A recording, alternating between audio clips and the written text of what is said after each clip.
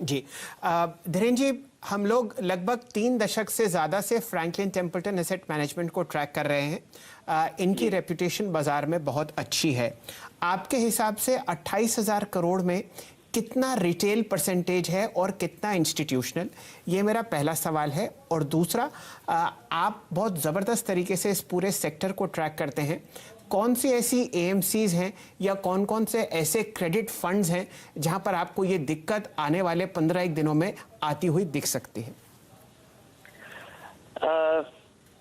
मुझे लगता है 1/3 पैसा इंडिविजुअल इन्वेस्टर्स का लगा हुआ है और ये स्थिति काफी बदल रही है, क्योंकि जब से ये पोर्टफोलियो का सेग्रीगेशन हुआ तब से लगातार पैसा निकल रहा है। अगर इन फंड्स का अगर आप स्केल डाउन देखें तो काफी रफ्तार से हुआ है। उसके अलावा किस और फंड में होता है, अधिक किसी भी क्रेडिट फंड में हो सकता है। यहाँ पे स्थिति ये पोर्टफोलियो के आधार पे ये कहना मुश्किल है। डेट फंड में सबसे बड़ी समस्या ये है कि रिस्क डेट पोर्टफोलियो से नहीं आता है, रिस्क इन्वेस्टर्स के बिहेवियर से आता है।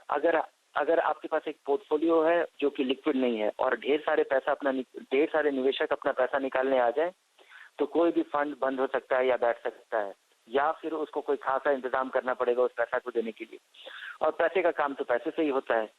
तो अगर बहुत सारे निवेशकों का बिहेवियर अगर अभी आज रिस्क अवर्शन है, लोग पैसा निकालना चाहते हैं, फ्रैंकलिन के इस एक्शन से अगर बहुत सारे निवेशक डर के अपना पैसा निकालते हैं तो ये स्थिति किसी भी फंड में हो सकती है। लेकिन बहुत सारे फंड में दूसरी भी तैयारी हो सकती है, उनका कैपिटल होगा, उनका पेरेंट होगा। फ्रैंकलिन में वैसा कोई सेकंड स्टॉप नहीं था। तो सर, क्योंकि आप इतने साल से इस इंडस्ट्री के साथ जुड़े हुए हैं, ये स्टोरी जा किस दिशा में रही है, क्या होने वाला है? अच्छा, कोई सॉल्यूशन है क्या? सरकार क्या इसमें इंटरवीन करेगी तो मामला सुधर सकता है सेबी के इंटरवेंशन से? और क्या वो इंटरवेंशन होने चाहिए, आप क्या सुझाव देंगे? नहीं, ये गेस करना बड़ा मुश्किल है। जब तक इकोनॉमी रिस्टोर नहीं होगा, आप जब किसी आदमी को उधार देते हैं, डेट फंड कुछ नहीं है, निवेशकों ने पैसा लगाया है और फंड मैनेजर ने किसी को पैसा उधार दिया है, वो बॉन्ड सब्सक्राइब करके किया है। अगर कंपनियों की स्थिति इतनी गंभीर हो जाती है कि हमारे देश के 50% कंपनी अगर पैसा देने की स्थिति में नहीं रहते हैं तो निवेशकों का पैसा भी डूबेगा और वो गेस कर पाना बड़ा मुश्किल है। मुझे लगता है कि इकोनॉमी अब अगर रिवाइव हो जाता है, दोबारा से सब चीज रिस्टोर हो जाता है, लोग कारोबार पे काम पे चल पड़ते हैं, कंपनियां चलनी शुरू हो जाती हैं, लोग सामान खरीदना शुरू कर देते हैं। अगर आप Franklin ultra short term bond fund की देखें कि 7-8% पैसा वेदांता के बॉन्ड्स में लगा हुआ है। अगर वो कंपनी समय पे पैसा वापस दे देती है, अच्छी बात यह है कि बॉन्ड्स एक दिन एक्सपायर होते हैं, उनका एक नेचुरल एक्सपायरी है। अगर वो समय पे पैसा वापस आ जाता है तो निवेशकों के लिए केवल ये लिक्विडिटी क्राइसिस होगा, ना कि ये पैसा डूबेगा। अगर अंडरलाइंग इकोनॉमी में ही अगर ऐसी स्थिति हो जाती है कि बहुत सारे कंपनीज में क्रेडिट इशू आ जाता है, जो कल AAA था वो AA हो जाता है और 4 दिन के बाद वो डिफॉल्ट हो जाता है, तो फंड के निवेशकों का नुकसान होगा, क्योंकि वो पैसा समय पे पूंजी वापस नहीं मिलेगी, भले ही अगर ब्याज मिल रहा हो समय पे तो मिल जाए। अभी ये कह पाना बड़ा मुश्किल है कि ये कब तक रिस्टोर होगा। ये तो पूरी दुनिया आज ये गेस कर रही है कि कब आर्थिक स्थिति दोबारा सब संभल जाएगी और कारोबारी अपना काम शुरू कर देगा और सब चीज सुचारू तरीके से चलना शुरू हो जाए। सब चीज उस पर निर्भर करता है। लेकिन कम मैच्योरिटी वाले जो पेपर्स हैं, वो बहुत जल्दी उसका रिजल्ट आना शुरू हो जाएगा और निवेशकों को मुझे लगता है कि अधिकतर पैसा मिल जाएगा।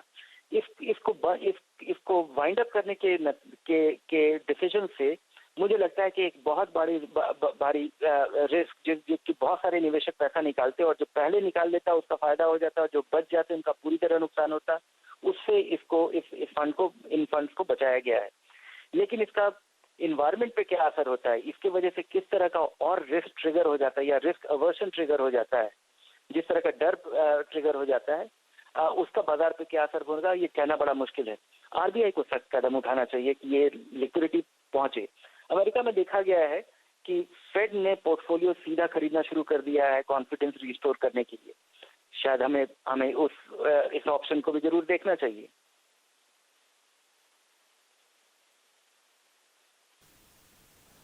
तो बहुत बढ़िया आपने कहा सर, जैसे फेड ने किया है वैसे हमारे रेगुलेटर्स को भी करना चाहिए। धन्यवाद आपका समय निकालने के लिए, इस चर्चा में शामिल होने के लिए। आपसे हम फिर से बात करेंगे इस डेवलपिंग स्टोरी पर।